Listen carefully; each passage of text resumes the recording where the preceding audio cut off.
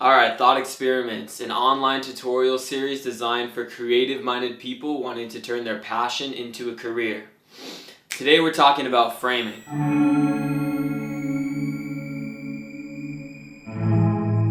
So you guys are either here because A, you don't know anything about framing, or B, you have an idea of what you're doing when you're shooting, but you want to understand things on a much deeper level.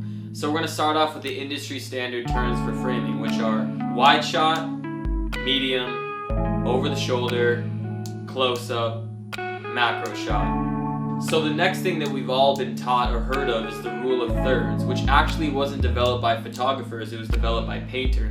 So the main idea is you want to divide the frame into 9 equal blocks, placing the subject or object of interest on one of the 4 intersecting lines. Subconsciously, this causes the viewer to follow the subject into the frame, hit the outer edge of the frame, and then follow back towards the subject, creating a more dynamic image.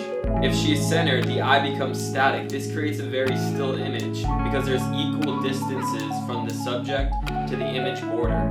The next is called frame balancing, or creating counterpoints. This shot, for instance, is very balanced. There's a counterpoint that's weighting the subject, balancing the frame. This shot is the same exact framing without the counterbalancing. You can tell the differences in the way the image feels. So you can imagine that each subject or point of interest has its own physical weight representation according to where it's placed in the frame. So another aspect to keep in mind with framing is understanding that the distance between the viewer and the subject correlates to the distance between the camera and the subject. A far shot can have a very disconnected feeling, while a close-up shot can have a really impactful, strong emotional connection. Move him out of the way.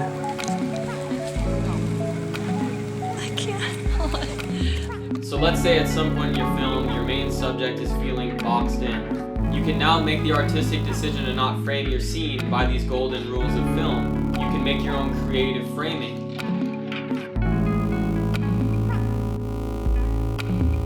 Let's say you wanted the viewer to feel that the subject was thinking, mysterious, or open, in power, or vulnerable, and over it.